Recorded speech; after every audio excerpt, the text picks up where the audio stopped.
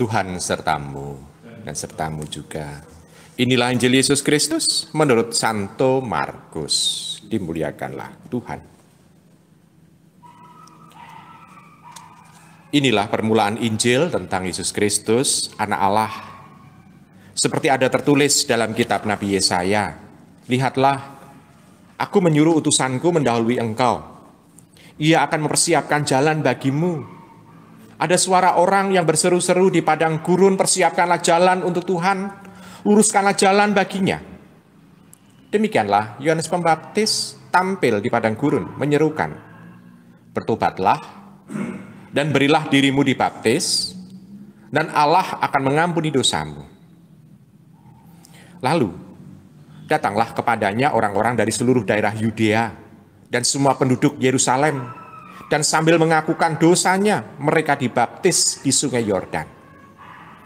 Yohanes memakai jubah bulu unta dan ikat pinggang kulit, dan makanannya belalang dan madu hutan.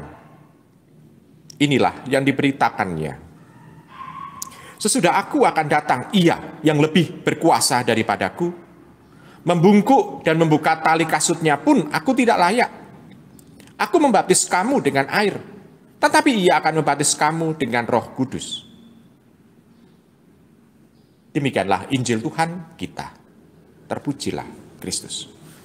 Ibu, bapak, saudara-saudari yang terkasih dalam Kristus Tuhan, Markus pada pembukaan Injilnya, dia mengemukakan siapa yang akan datang setelah Yohanes Pembaptis itu, yang lebih besar. Dan sebelum yang diwatakan oleh Yohanes Pembaptis itu datang, Yohanes Pembaptis sudah mewartakan terlebih dahulu, yaitu warta pertobatan. Di sini Yohanes Pembaptis sebetulnya mau mengajak kepada kita untuk perubahan diri kita total. Di sini yang mau diungkapkan adalah revolusi akhlak yang sebenarnya. Dan kalau beberapa waktu yang lalu ada keributan mengenai revolusi akhlak, ini yang mau diwartakan oleh Yohanes Pembaptis, revolusi akhlak. Betul-betul ada perubahan. Perubahan dalam hidup, perubahan dalam fokus, dan perubahan di dalam sikap kehidupan. Tidak hanya melulu yang dicari adalah kesenangan pribadi, tetapi Allah. Dan warta yang disebut adalah tobatan adalah baptis. Ini sebetulnya yang mau diungkapkan adalah begini. Baptis dalam tradisi kekatolikan itu ditandai dengan dahi basah. Entah itu diselulupke, entah itu dituangi air. Pokoknya yang penting adalah dahi basah. Bukan badan yang basah, bukan, tetapi lebih dahi yang basah. Untuk menandakan apa? Dengan basah ini sebetulnya yang dipentingkan adalah perubahan dalam pola pikir orang, pikiran orang. Di sini mau air itu menjadi tanda bersih, tanda perubahan.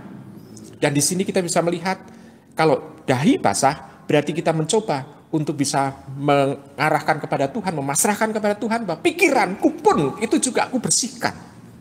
Kalau pikiranku aku bersihkan, tanda bahwa dia mau mencoba untuk mencari yaitu Allah sendiri.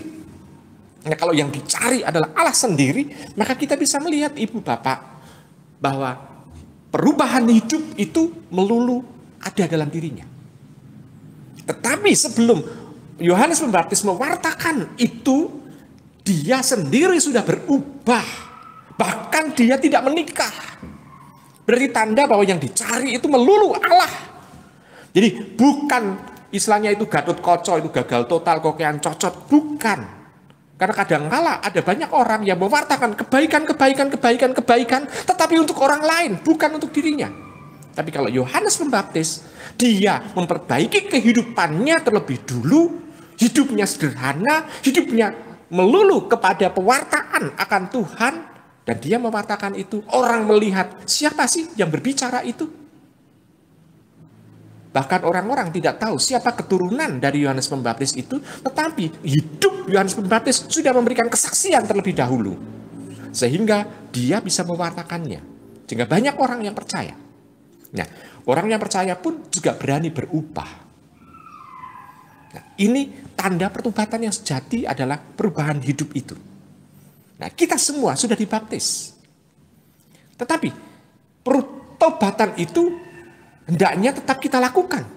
Waktu demi waktu. Pertobatan dari mana? Ya, pertobatan dari pikiran kita. Karena tadi saya mengatakan baptis itu ditandai dengan dahi dibasahi, dan itu perubahan pola pikir kita yang tadinya dari situasi yang menjauh dari Tuhan, lalu kita isi dengan Tuhan, fokusnya ke Tuhan, dan kita juga perubahannya adalah soal itu, orientasi kita. Yang tadinya kita hanya melulu mencari senang sendiri, lalu kita mencoba untuk mengisinya dengan Tuhan. Kalau Tuhan yang kita isi, maka akan ada perubahan ini.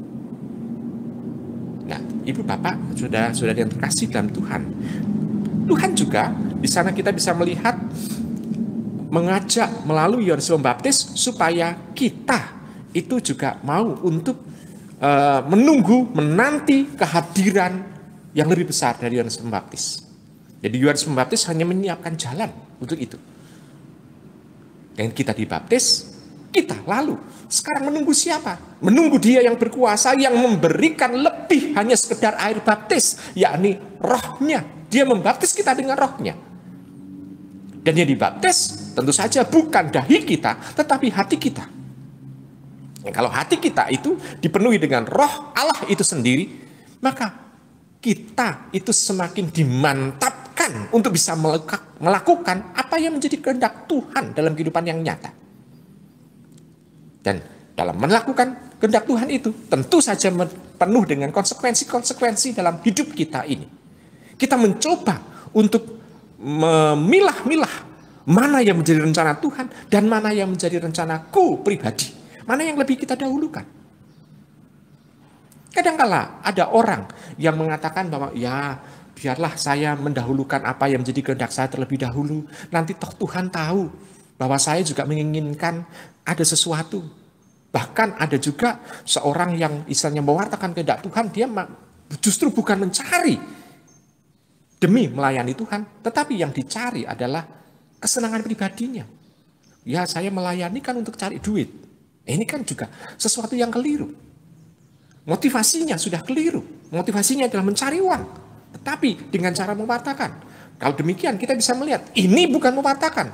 Ini bukan perubahan hidup. Tetapi ini adalah menjual Tuhan. Karena yang dia cari adalah kesenangan pribadi. Keuntungan pribadi. Dan dia lupa akan pelayanan.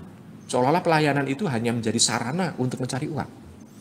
Kalau seperti itu dengan cara guyonan, saya seringkali mengatakan bahwa saya bukan mencari Tuhan Yesus, tapi saya mencari cuan Yesus. Cuan, seolah-olah keuntungan. Jadi di situ Ibu Bapak dan saudara-saudara kasih dalam Tuhan. Maka kita diubah. Kalau sudah memilih Allah, maka yang kita cari adalah mendahulukan Tuhan. Ini seperti yang dilakukan oleh Yohanes. Maka dia rela untuk makan belalang dan madu hutan. Bukan seperti warga Yerusalem yang penuh dengan pesta pora. Kesederhanaan inilah yang memperlihatkan dia bertobat. Nah, Ibu Bapak, Saudara, saudara terkasih, kita diajak demikian juga. Sekarang dalam konteks saat ini, dengan situasi pandemi, pertobatan apa yang ada dalam diri kita? Pertobatan yang ada dalam diri kita adalah kita mencoba untuk senantiasa setia di rumah kita masing-masing. Kalau tidak terpaksa sekali, kita tidak akan keluar rumah. Kenapa? Ya karena kita berusaha untuk mendahulukan Tuhan yang hadir dalam hidup kita, dalam keluarga kita. Memang kita perlu berrelasi dengan orang lain, tetapi alat komunikasi sekarang sudah makin lama makin canggih. Dan itu kita pakai sebagai sarana. Kita memang jauh secara badani, tetapi dekat secara hati. Ini sebetulnya. Seperti kita juga mempunyai relasi dengan Allah. Allah yang jauh secara fisik, tetapi hati kita tetap merasa dekat. Karena kita selalu berkomunikasi dalam doa. Demikian juga komunikasi kita dengan sama kita dalam masa pandemi ini. Kita juga mengubah perubahan kehidupan kita yang dulu selalu ingin kumpul terus-menerus. Sekarang kita mencoba untuk membatasi itu, tetapi tetap dekat dengan hati. Bahkan kalau perlu kita senantiasa juga mendoakan teman-teman kita dalam hidup doa kita. Dan itu juga mempunyai kesempatan, kita seringkali banyak di rumah, kita juga mempunyai waktu banyak untuk mendoakan teman-teman kita. Ini juga perubahan-perubahan yang harus kita lakukan. Lalu juga sapaan-sapaan. Kita juga berusaha biasanya kalau kita ada di dalam HP kita selalu hanya guyonan, kita mencoba untuk serius. Sapaan-sapaan serius, sapaan-sapaan pakai bahasa hati kita. Dan ini juga merekatkan relasi hati. Dengan seperti itu, kita juga membuat sesuatu pertobatan. Jadi pertobatan tidak hanya melulu soal aspek-aspek rohani, tetapi juga ada sesuatu yang bisa tampak nyata. Perubahan itu, yaitu membuat iman kita, itu membuat diri kita juga aman. Dan akhirnya membuat kita imun juga. Dengan seperti itu, kita bisa merasakan bahwa pertobatan itu ternyata bukan mengajak kita untuk hidup rekoso, tidak, tetapi tetap mengajak kita sukacita. Sukacita, bahagia, dan itu sebetulnya yang mau diarahkan oleh Yohanes Pembaptis. Kalau orang itu pikiran sudah bersih, hati penuh dengan Roh Kudus, maka pertobatan itu akan semakin nyata. Kita mohon kepada Tuhan supaya pada Advent kedua ini semakin lama hidup kita semakin mengarah kepada Tuhan. Selamat merenungkan.